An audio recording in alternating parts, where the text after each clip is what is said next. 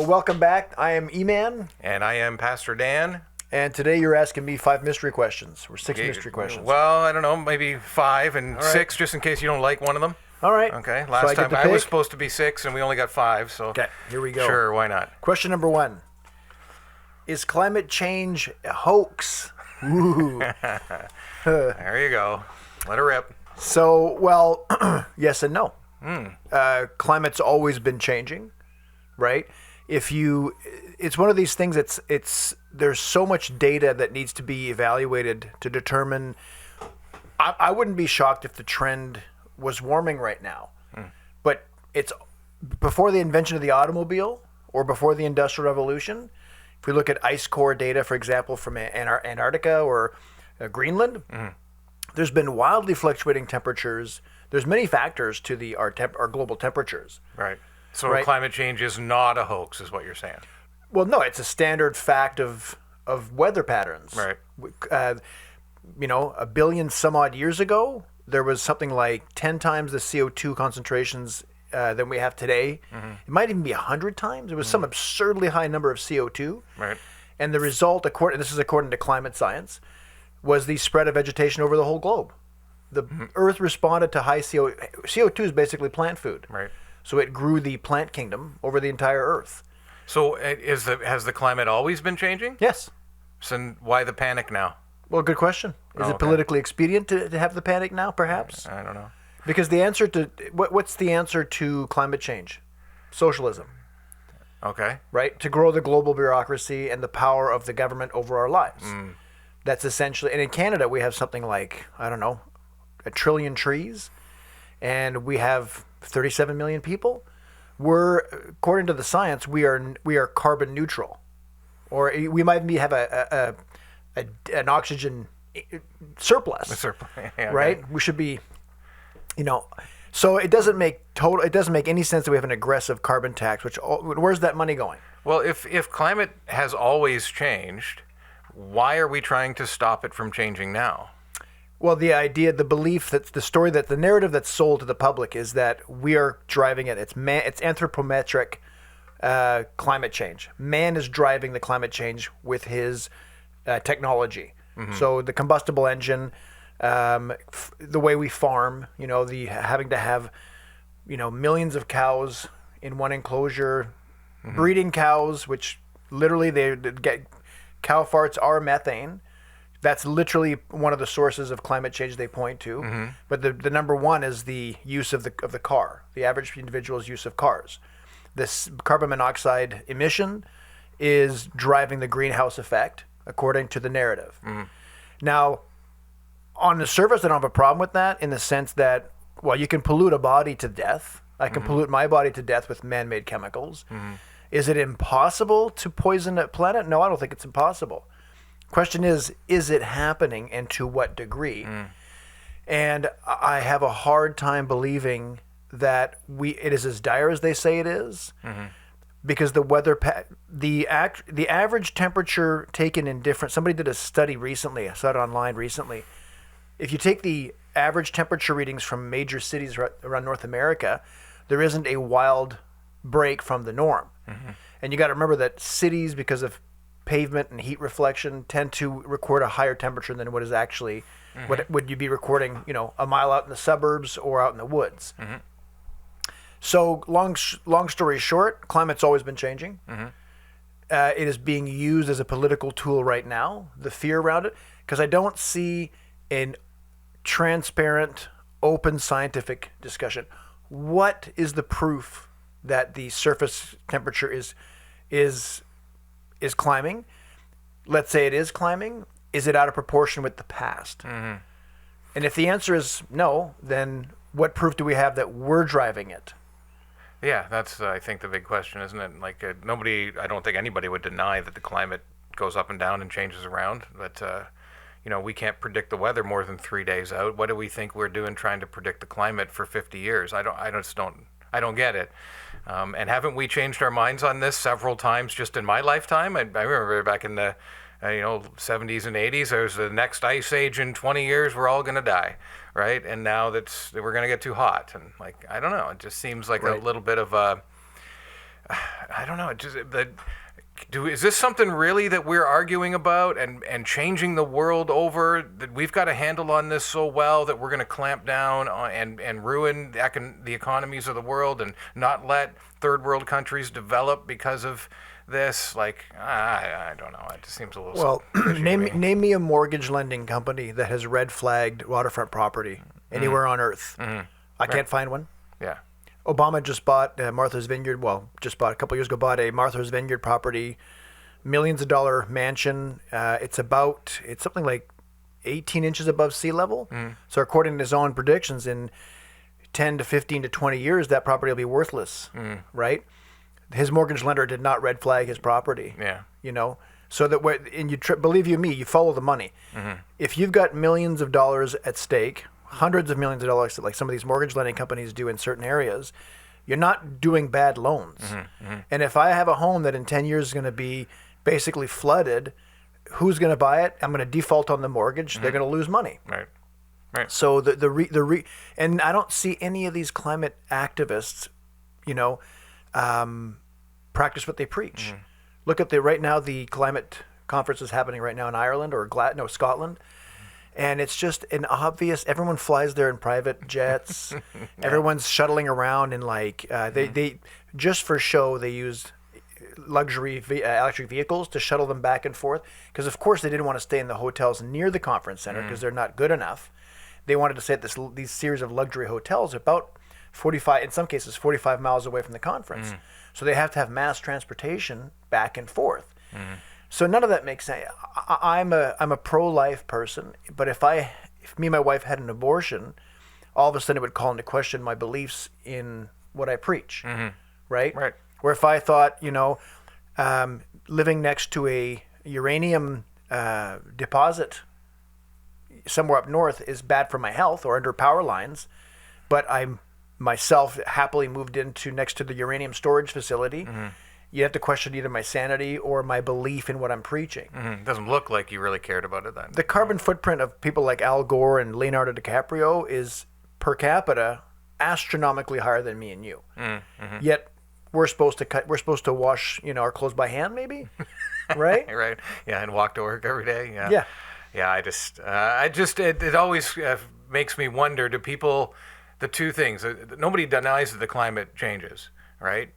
But the big question is, are we overly contributing as humanity to pushing it faster one way or another or whatever? And I don't know. If I'd had time to prepare for this question, I would have had a better answer. Well, there you go. That's what you wanted me to ask you questions. Yeah, it's fine by me. Okay, that's a good one. Okay. Pick another one. Are there other gods besides Yahweh? Thought you were going to make these controversial. I mean, this is a Christian podcast for mostly, I'm assuming, Christian listeners. But if Judeo-Christianity is the correct worldview, then no, there are no other creators. I didn't say that. Any other gods? Well, I would say no. No? Yeah, I would say What no. do you take it then when the Bible talks about the gods? Okay, well, are you using like the technical Elohim in the Hebrew? Right. So, the Hebrew people were commanded not to worship other gods, not to worship the gods of the nations. Okay. Right. Were those things just pieces of wood or stone, or interesting. Were there actual supernatural deities attached to the gods of the nations in the Bible? I would say there could be demonic spirits that are acting as gods, lowercase g, being worshipped. If being worshipped makes you a god, then yes, there are other gods besides Yahweh. What about the pantheon of gods from the nations? Right, like Hinduism, right? Roman mythology, right? And native spirituality, right? Are those not gods? Well, I believe that in many cases you can be interacting with the spirit world. So if your definition of God is as the creator of all things, then there's only one God. Right. But if by gods you mean spirit beings that are treated with reverence and worship, yes, I do believe that demonic spirits can be can mimic, good guys and receive receive worship from different people. So there are other gods besides Yahweh. In that context, the answer would have to be yes. Right. But there's only one creator God, is what you're saying. Yeah, one true God in the sense of you look at the Greek definition of the prime mover. There has to be, theoretically, there could be more than one God. There could be a group of gods. As a matter of fact, Christianity's main disagreement with Judaism, besides Christ, is that God actually is a three-person community, not a singular monotheistic one single person. Right. A big difference between Allah and Allah, Yahweh, right? The Jewish concept of Yahweh, and then and now, is Yahweh supposed to be God the Father from a Christian perspective, or is it a reference to the Trinity as a whole? That's a good question. I think it's probably both, Okay. right? Yeah, and in Judaism, I don't know if you know this, we could talk about this sometime, but there is two Yahwehs in Judaism as well. I didn't know that. Yeah, it's not a common thing. They pushed it down a lot when Christianity came on as a pushing back against the Trinity idea, but up until like 2nd century AD is well-defined concept. You can still find writings on it in Judaism. Yeah, there's two Yahwehs in Judaism. And who would they say is the second Yahweh? Would it be the angel of the Lord, okay, right? what we would say is Christ. It becomes Pre-incarnate Christ. Yeah, angel of the Lord. So there's Right. Yahweh God outside of and transcendent over creation, and Yahweh the angel of the Lord Who communicates with man. And you see those things sometimes. Burning bush with Moses. Yep. There's the angel of the Lord is there, but Yahweh speaks from heaven as well. So there's the two Yahwehs of the Old Testament, and not a lot of church people know that. Is it the Old Testament that says no man can see the face of God and live? And live, yeah. But then obviously, like you say, in the Old Testament, I think it's Samson's parents are visited by the angel of the Lord. Yeah, the angel of the Lord's all over the Old Testament. Joshua is visited by the angel of the Lord. Gideon. And there's and everything about the interaction with this angel of the Lord has him as God, not an angel. Because when they bow down to worship him, or when he says to, I think it's Samson's parents are told, the ground on which you take your sandals off, because the ground on which you walk on. Moses is told that, and I believe at least one more time, when somebody encounters the angel of the Lord, they're basically told to treat it like God. Yeah. Whereas angels refuse worship from humans throughout the Bible, saying, no, you're above us. It's a blasphemous for you to worship us. Right. So I've always wondered that. What did the Jews make of that? Yeah, Because they've known it's a very Interesting. common thing in Judaism, the two Yahwehs. Wow. They didn't really talk about what we get to know in the New Testament Right. with the Trinity of God's Spirit also being a part, but there definitely was God transcendent that spoke into creation sometimes, while the manifest presence of God and the angel of the Lord is there as well. So, the angel of the Lord standing before Gideon, and God the Father speaks, and then the angel of the Lord speaks. Right. And they both speak as God. One's just a voice that comes. The other one is a being standing there talking to Gideon. All right. So, yeah. Interesting. And the other gods thing, you caught on right away. There has to be. The Bible talks about other spiritual beings. Satan's the god of Elohim, this world. God of this world, yes. The gods of the nation. It wouldn't make much sense if they said Yahweh is, the God of Israel is greater than all other gods, and what they mean is he's greater than little wooden and stone blocks that people make up. Which honestly is how I took it in the past. Yeah, but it doesn't make any sense, right? Of course Yahweh's greater than dead wood and inorganic substance. That's not what they're saying. I thought they meant essentially the false worship you're giving to these false belief systems. God's greater than those, is I guess how I took it. Yeah, but the Bible actually speaks about the world worshiping actual false gods. Yep. Elohim that have usurped Yahweh's position in the nations and accept the worship of man. And so these sometimes tokenized with idols. Right? I mean, I always believed there was spirits behind these religions, Yeah. because so then and there's territorial these spirits, these evil archangels, would have territories. Yeah, I think we see that in Tyre and Sidon. In Deuteronomy. It says God divided up the nations according to the sons of God. It seems like he pushed out the people from the Tower of Babel there and assigned his council instead to rule over the individual nations. Assigned his people, his council, on different authorities over different groups of people. So the good guys have territories. They were good, but but the problem is those Elohim that God gave that responsibility to, they turned away from God and accepted the worship of the nations they were supposed to lead. So is it a biblical concept to say that even after Satan's rebellion, in which a third of heaven fell, there were future fallings? Where do you get the third of heaven fell? I can't remember. Yeah, that's a bit of a wives' tale too. Okay. And, yeah, I think most people get it out of Revelation chapter 12, where Satan's the dragon and his tail swipes a third of the stars. All right. But that, by no means, that's not a defeat of Satan there, right? You got to think of it's a dragon. A tail is an offensive weapon. Right. Right. That's the symbol of Satan's victory in heaven over some of the other Elohim. Right. But would you say the fall of the angelic realm predates the creation of man? But the fall, like the rebellion. Like the Satan's kicked out of heaven like lightning.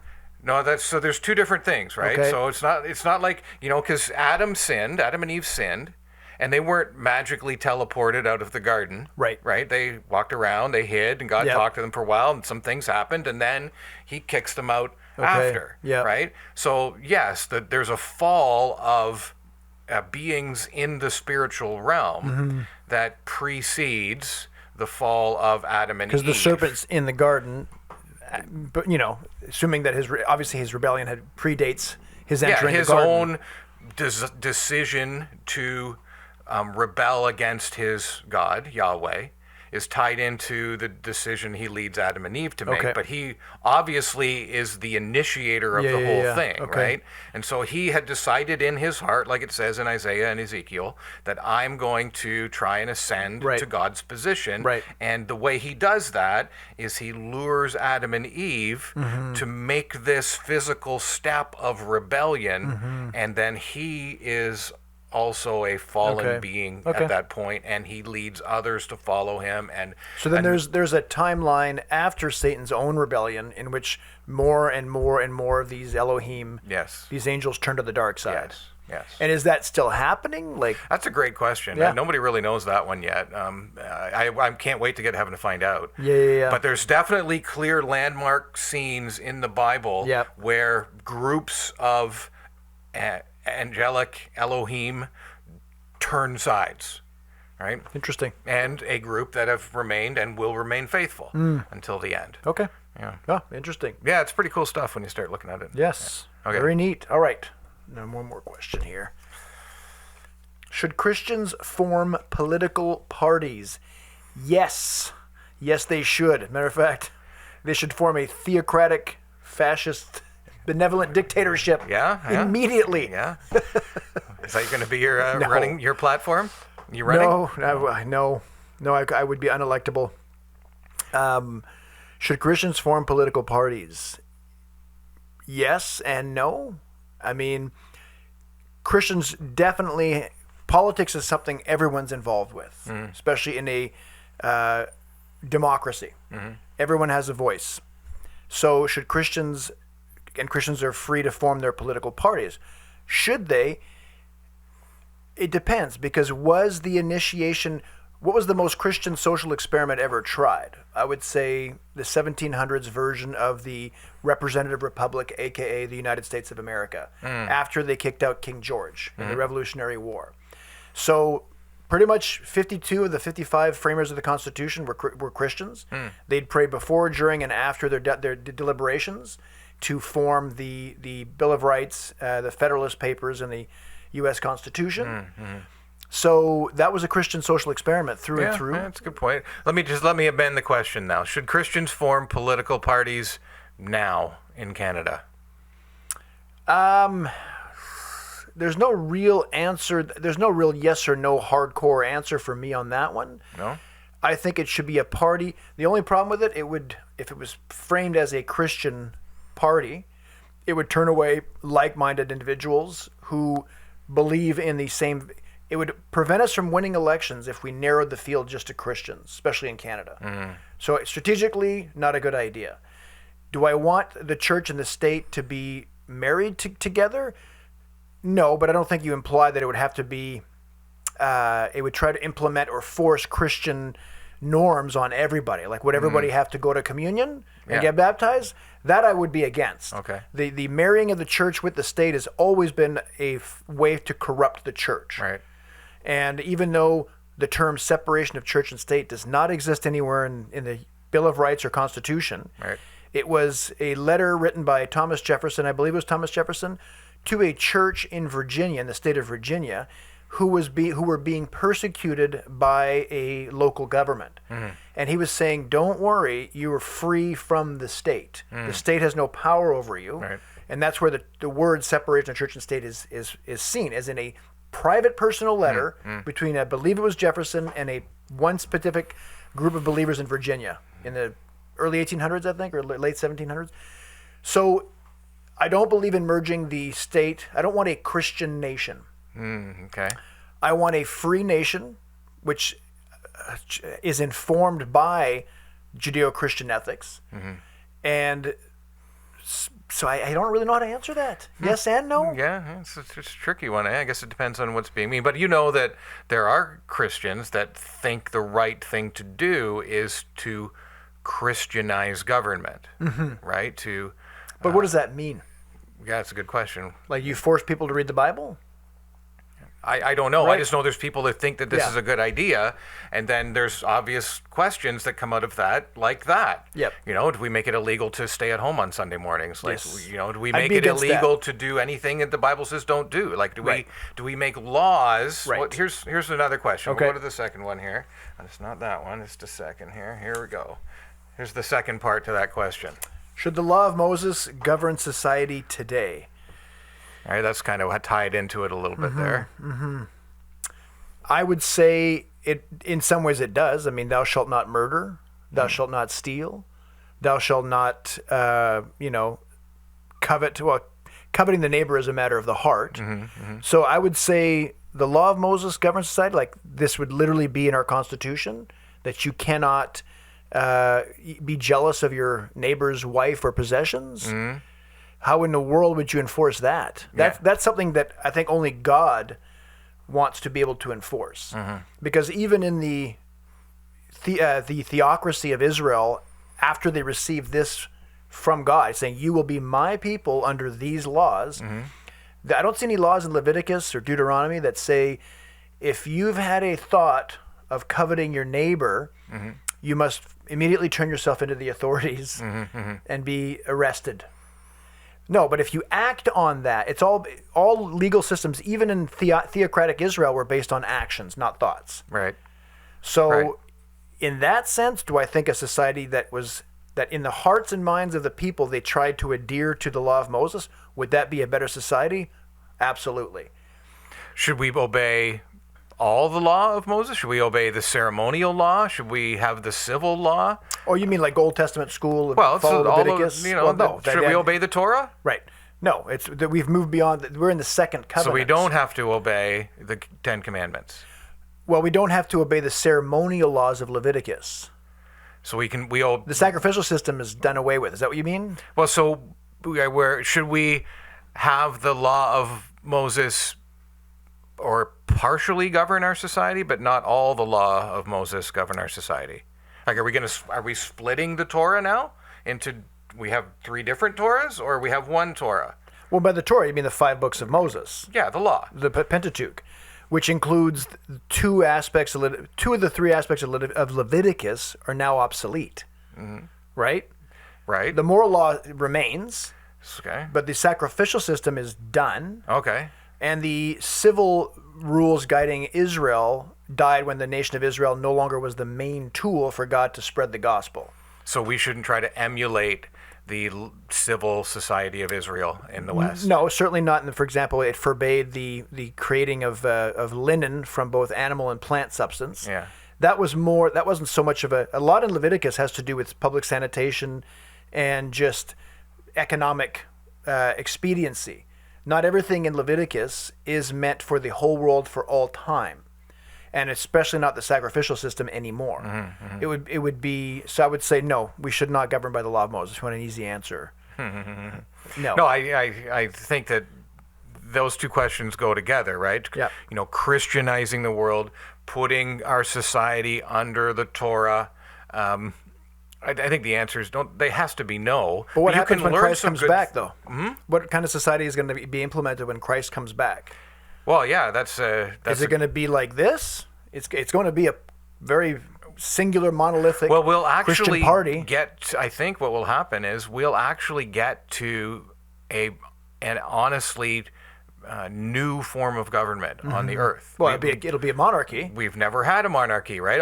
For the whole earth, no. All forms of human government are all the same, right? They're all oligarchy, right? Okay. It's always a group of people in charge, Right, as opposed to a true, singular, right. all-powerful, There's no monarchy, globally, right? right.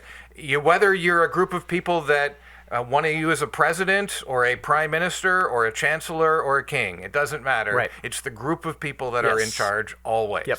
All right. So we've only ever had an oligarchical government Right. in our history of humanity. Right. There's a day coming when that's going to change, and there will actually be a monarchy. Right? Because the only one that's fit to be the monarch is actually God. So he is going to come in and install the very first monarchy in human existence. Interesting. Yeah. Yeah, well, hey, couldn't be worse than what's going on right now. It's got something, eh? What kind of time we got here? We got enough for two? Oh, yeah, let's do our two Okay, other do ones. two.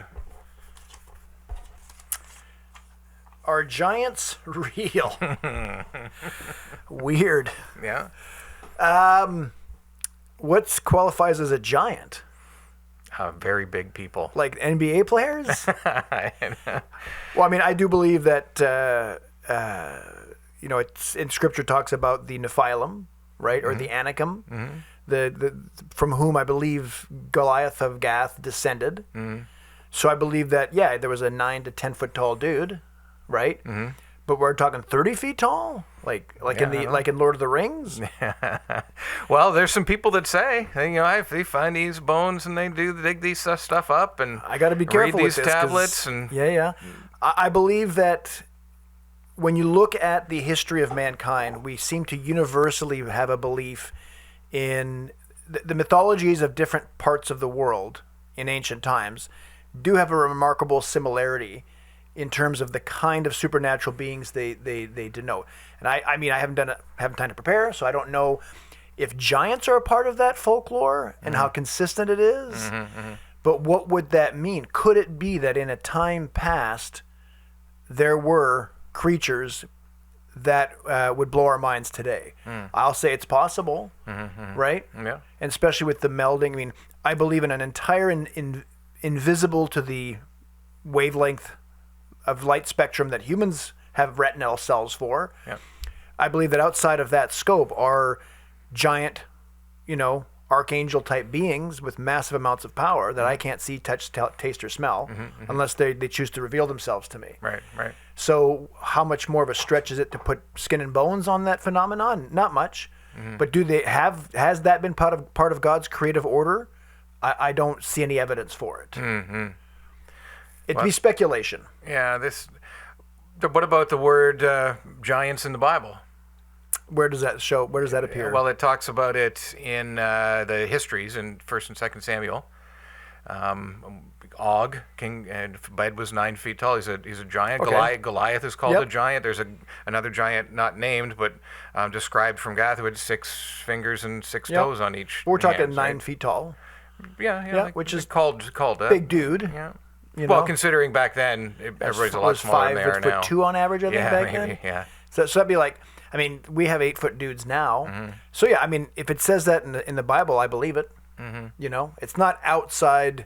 It's like with the long lifespans. Like people say, do you believe in the 900 years lifespan? I do, not just because it's in Scripture, but I don't find it that hard to believe for some reason. I mean, we have trees that live 2,000 years. We have turtles that live, 100 to 200 years. And now that we understand aging more than we used to, as for the science of aging, I think it's called senescence, we now realize there's a few chemical switches, not a ton, that if you fixed those, you would have essentially perpetual childhood, right? Where the regenerative abilities of the body would be similar to childhood with no cessation, right? Wow. The same way, the same exact water molecules have been on Earth since the beginning of creation. They renew themselves. There's a constant. The Earth's not getting old. Right. Well, depends on how you define that. But the Earth is able to generate and regenerate itself as far as on a molecular basis. Yeah. And there's evidence. So somebody being 9 feet tall is not a stretch to me. Right. Right. If we're talking 30, 40, 50, I'd have to have some serious evidence to make me believe that that's something God allowed. Yeah. I mean, we find dinosaur bones, right? We have huge lizards that aren't around anymore. So giants, in some sense, and of course the fossilization process captures like a fraction of past life. It's very hard to actually lay down the perfect conditions for a nice, thorough fossilization. Yeah. Especially with huge animals that would get scavenged, eaten. Everything. If you want a fossil, it has to be buried, right? So. Pretty much instantly, Yeah. close to instantly, before decay and erosion and stuff like that sets in. So Yeah, and other animals just eat them. yeah, Right? exactly. So, well, it's just an interesting one. Do you think one giants to are me. real? Well, I think the Bible talks that there are hybrid beings. Yes. Right. And it gets translated as giants because apparently some of them were big and powerful, and it's actually in I forget the name, the Sumerian society or where Abraham's society came from. They have the Upkalu, and it's the same story of supernatural beings who come and inhabit the earth and procreate with humans, Right. and make these creatures that are greater than humans. Right. And they get translated as giants sometimes, and they have a reputation of some of them being very big. Not all, but some. Yeah. So, according to the Bible, there is a giant race, or there was a giant race a couple of times. It's and like you said, undeniable. not 40, 50 feet tall. Right. But much bigger and more powerful than average human beings were at the time. And Yep. it was directly a result of those fallen gods tampering with Yahweh's good creations and creating aberrations. And Greek mythology, Norse mythology. I mean, hybrid human beings. It's all over the place. Semi-god, semi-human, are part of culture. Now, does that mean it's pure imagination? That's possible. But in this case, like you say, it mimics the Nephilim race that Genesis chapter 9 talks about. 6, yeah. 6, okay. Yeah. And 9. Yeah. So. Yeah. No, Well, nine, in that yeah. context, yes, those kinds of giants are real. Yeah. Cool. I don't see them anymore. No, and there's there's a lot of people that talk about what happened and what became of those beings, and there's answers to all of that. But I think it's if you real. if you look at the height evolution, like you take a group of people that came here from Europe, or you look at the Japanese culture up until a couple hundred years ago, people were like, you go to the Craigdarroch Castle in town, and I thought it was the kids' dining room, but it was the adult dining room because the chairs and the tables were tiny. Oh, yeah. And I look at the pictures on the wall of these actual people who lived here, and you compare yourself to the same, banister that they're standing next to in the picture, and you're like, I would be a giant 100 years ago. No kidding. I'd be like a 200-pound, 5'9" guy would still be like a huge. You ever see the model of the boats? Like a Columbus came across the ships that they used back at that time. Yeah, the bunk 4'8" and 5'2". Oh yeah, the bunks you couldn't squeeze into one. They're weird. so small. But the point is, within those people's genetics was something that I would allow for a much bigger human being, because NBA players now, on average, I think are 6'8". Yeah, it's crazy. And if you're 6'8", you're an average sized. You look average. So the bigger guys you see on the court are probably like 6'10", 6'11", and they're like 240, 250, and they're moving faster than the 1980s era basketball players. How do you explain players that? are monstrous. That's not new genetics. That's the same line of genetics that came from Europe and Africa to here. But with the right conditions, we've fleshed out of our genetics, 100 extra pounds per person and an extra 1.5 feet. That's crazy. But that's within the genetic code, is to be big. Yeah. So you infuse that with some other, however that would work. Yeah. Anyways, so Anyway, yeah. it's an interesting subject. A lot in it, a lot in the Bible about that. All right, last Here's questions. one. Where do souls come from? These are technical questions that pastors should answer. I don't know this No, kind this of. is good stuff to think about. Did you ever think about that before? Where do souls come from? Yeah, I mean, it comes from God. How? Okay, so wait a second. So you have God creating all of the Elohim Right. before he created the universe. Now, again, for the uninitiate, the Elohim is a class of. They're not humans, but Right. they're created beings that are in the spirit realm. Yes, yeah, they're just So all angels would fall into the Elohim category. anybody that is not a physical creature is an Okay. Elohim. That would just be the angelic realm and God. Yeah, well, there's more than just that, but yeah. Okay. Does the Bible talk about there being more than angels and God? Angels is a generic term Yes. for messenger. Right? Okay. Elohim is the actual word Interesting. for Okay. those guys. They don't. It's not called. Only in the New Testament do we really use angels, but Okay. it's really just a placeholder for Elohim. Yeah. So the Elohim realm has a lot of intricacies that we're just not aware of. Correct. Yes. Yeah. Well, read Revelation or Ezekiel or Right. Isaiah, the throne rooms. You got the 4 living creatures, the Yep. cherubim, Yep. right? And that right there, there's something that doesn't look anything like us, and nothing like the description of Gabriel or Michael or any of the other angels. Yep. Right. So yeah, it's more complicated than we think. Zoological system up there. I don't know what's going on with those Yeah, guys, but that was that'd be crazy. cool. That's crazy looking. Yeah, They have yeah. wings and eyes under their arms, and Yep. who knows what's going on there? And they somehow Yep. have wheels. They move, and anyway. So yeah, it's a much more complicated than just there's angels and God, right? It's more than that. Mm-hmm. But Elohim is the word for non-physical creatures, right? And God created all of those. So when it comes to humans, though, it doesn't work like that, right? We take 2 humans and they interact, and somehow a new person is made, Right. and that person is not just a physical person. That is it's an eternal soul Right. comes into existence at some point and is married with the physical body that is conceived in the womb. Yep. What's going on there? Where does that come from? How does that soul get made? Or is it already made? Is it made? I like, what's the answer? Yeah. Good How do question. physical It's quite the creatures- question to throw on me without ever letting me prepare. That's okay. You can come back and tell me all the Yeah, answers yeah. to these next week. But That's But yeah. isn't that interesting? Like how? Yes. Where does that soul come from? You know, Well, go ahead, and I'll tell you the 2 options after okay. that. Yeah. layman's answer? Yeah. Layman's Yeah, yeah. answer is there is a difference. We're hybrid beings in the sense that we have both a Elohim component, spirit, Yep. as do animals, according to the Hebrew scriptures, the Nefesh. They have the breath of life, Yes. but not the image of God. No, correct. 2 different things. 100%. Right? So I'm not talking about the breath of life. What Correct. I'm talking about is the image of God. Yes. Yes. I We have would an eternal part to our personhood Yep. that the dog doesn't have. Exactly. Right. Even though we both have a spirit and we Yep. both breathe. Yep. We have an Both you and the dog, you mean? me and the Yeah, dog. yeah. Yes. Yes. Yeah.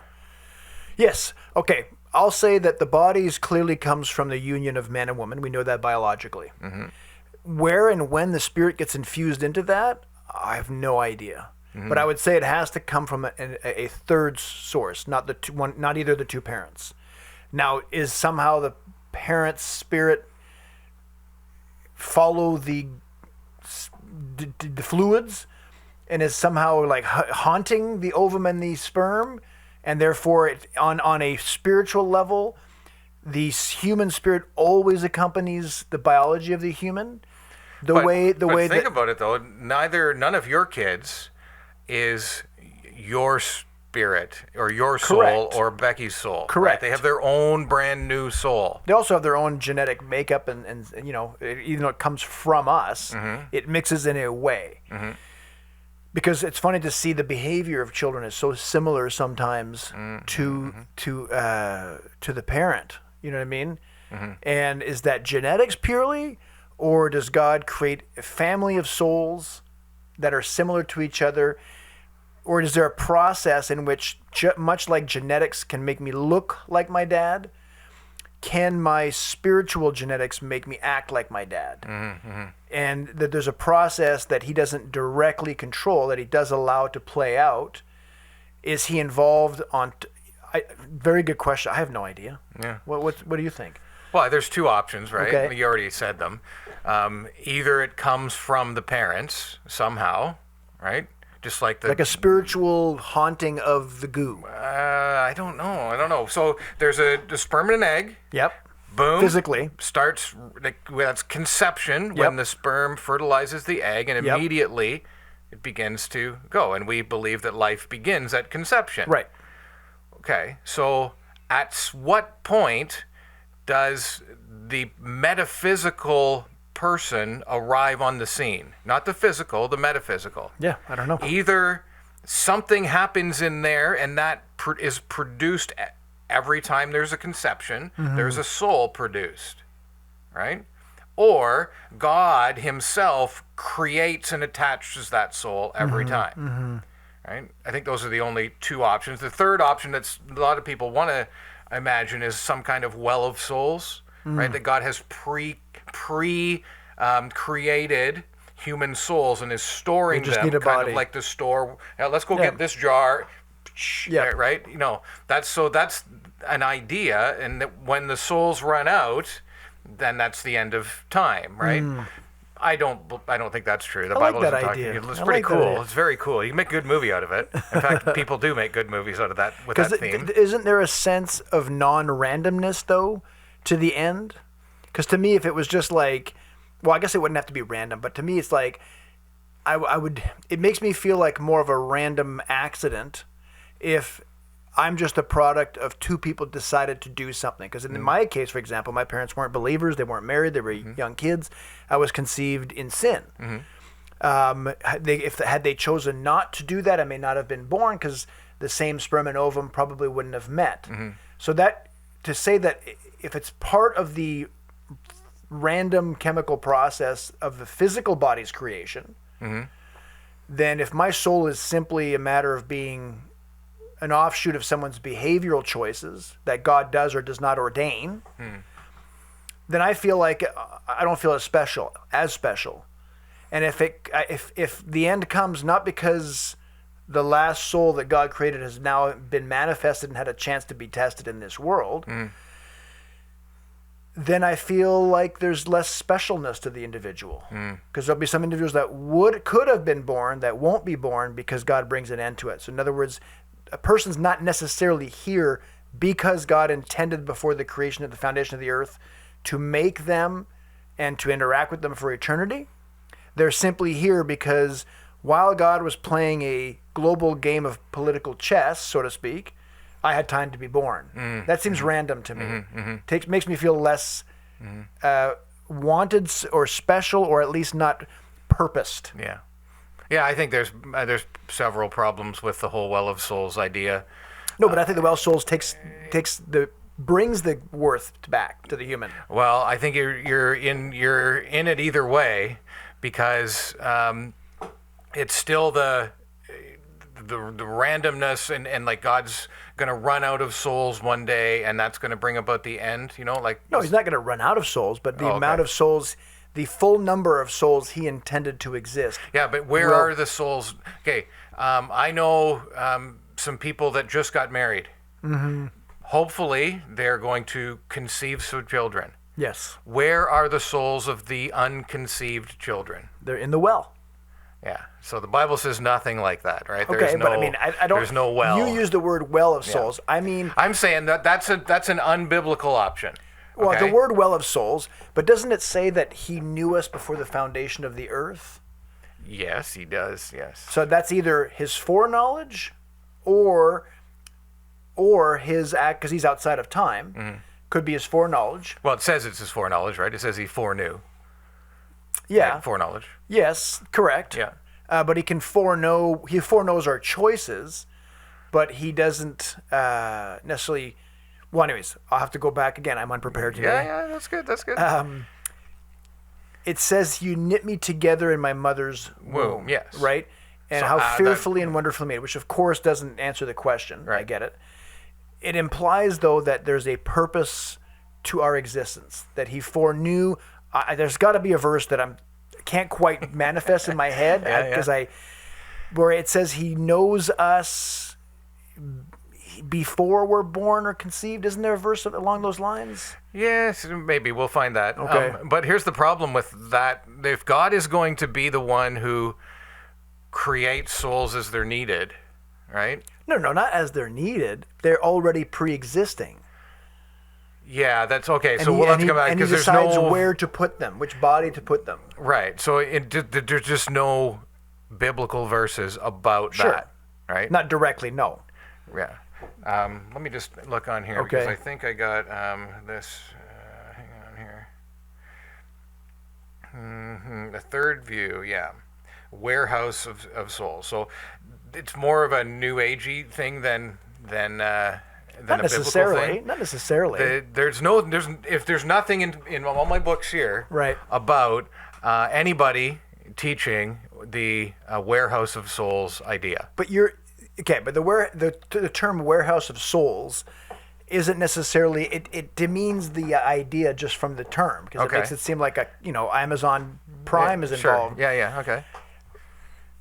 Put him in God's bosom or whatever. Put something cooler sounding.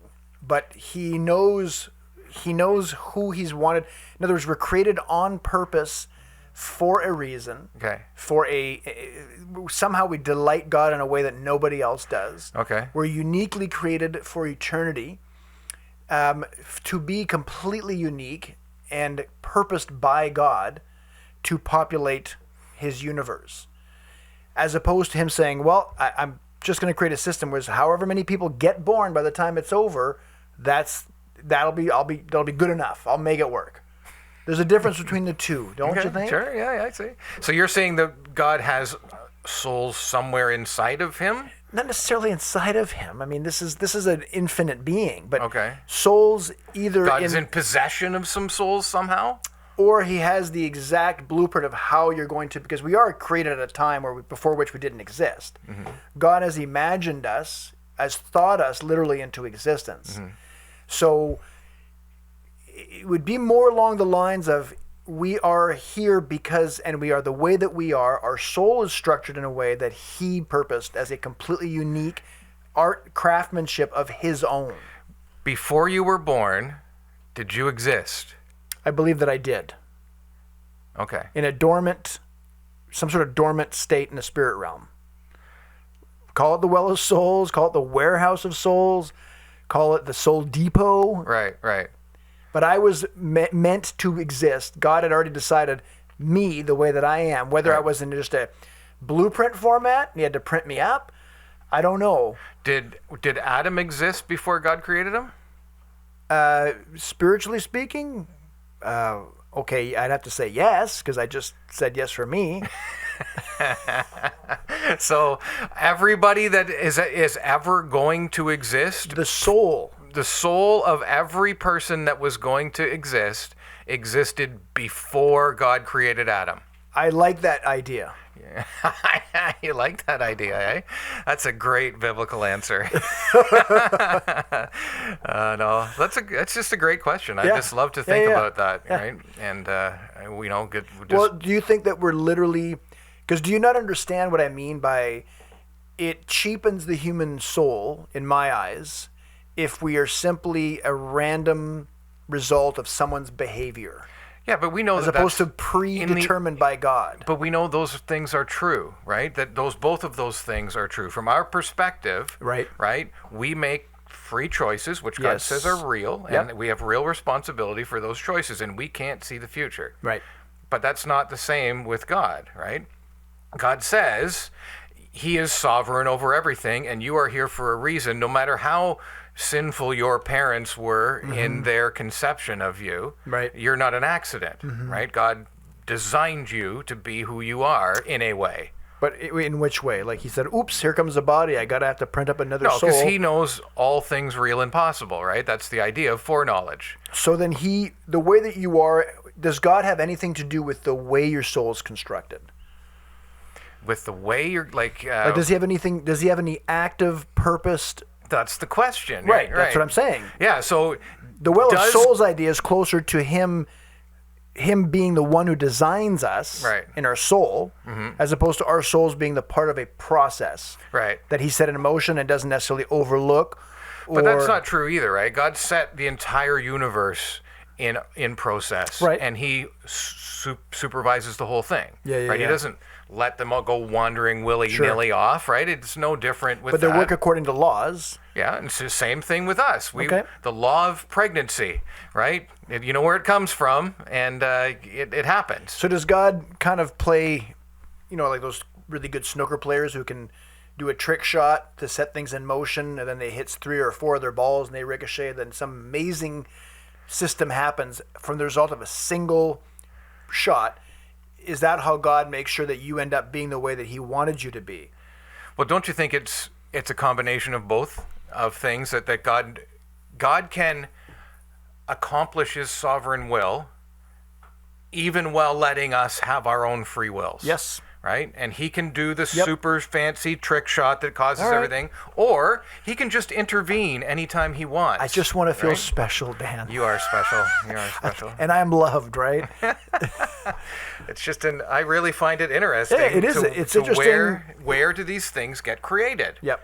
Right? Because we know the physical side of things, how all of that works, but we also, at conception, believe that it's not just some cells multiplying, right? It's an actual person, and people are eternal spirit beings as well as physical. So where does that eternal spirit part of Emmanuel come from? When did it come into existence? How did it get to be attached to the body that is also Emmanuel? I don't know. Yeah.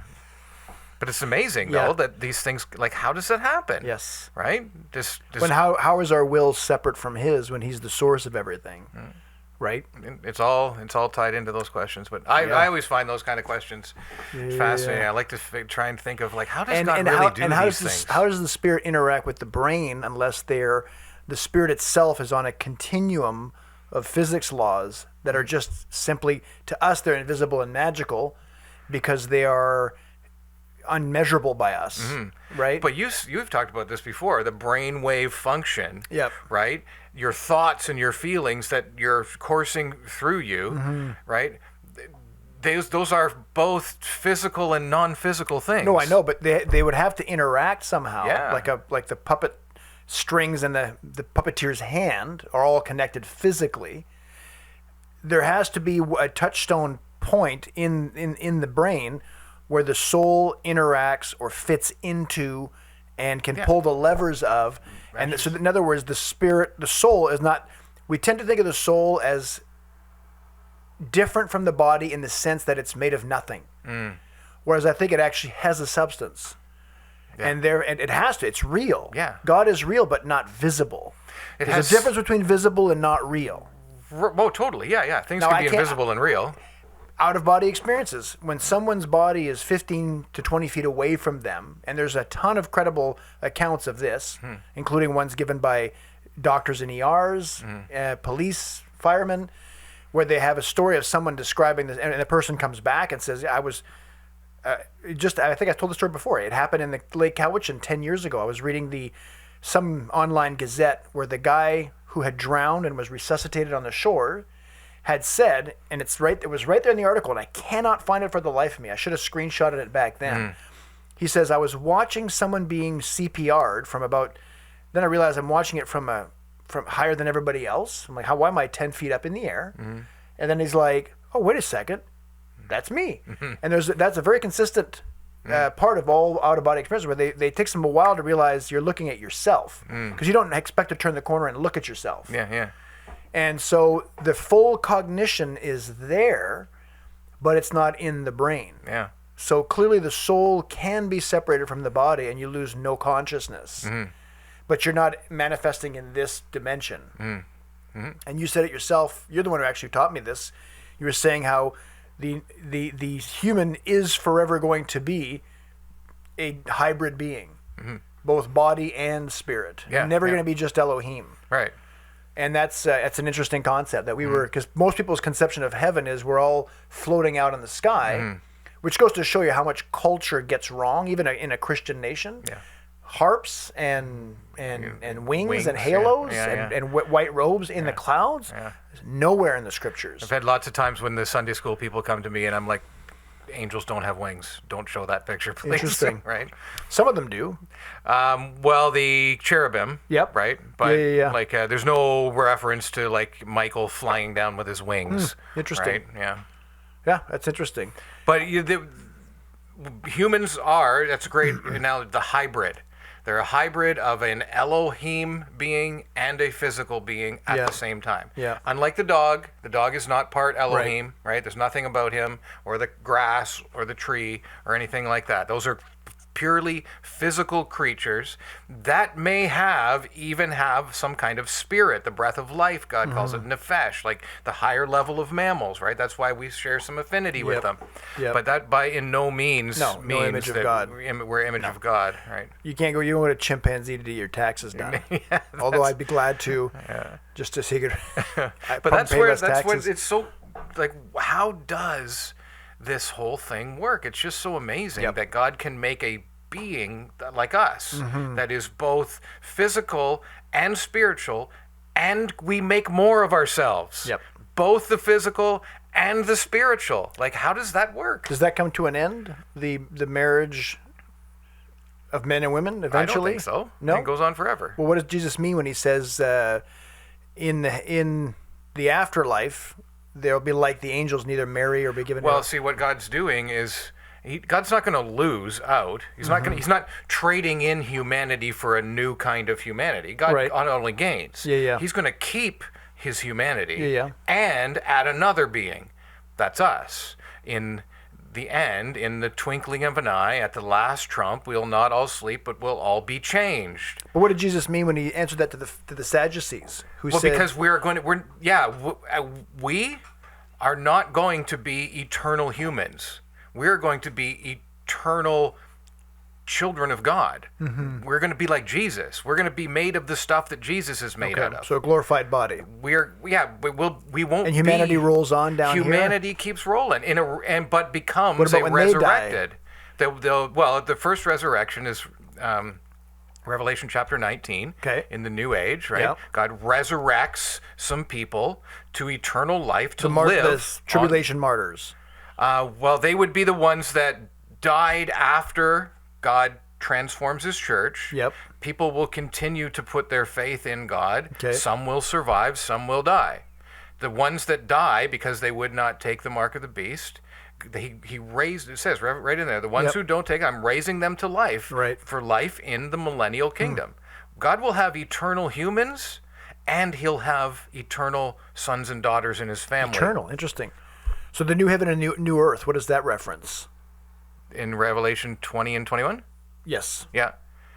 Yeah, what about it? Isn't that going to be a whole new series of physics and a new heaven and a new earth, or is that not a completely new? If I told you I'm going to buy you a new car, it's probably going to have four wheels, right? Right. 4 doors and some paint and an engine. He's going to renew nature itself. The fabric of nature will be. Well, the idea is redeemed, Okay. right? It'll be a redeemed heaven and earth. Right. And redeemed creation is greater than the original created creation is the idea, right? So you're going to infuse more stuff into it. It'll be a better situation. Like, one way it's better is for us. Yep. Right? Is for the humans that come and for us. Like, in the beginning, Adam was created so that he could or could not sin.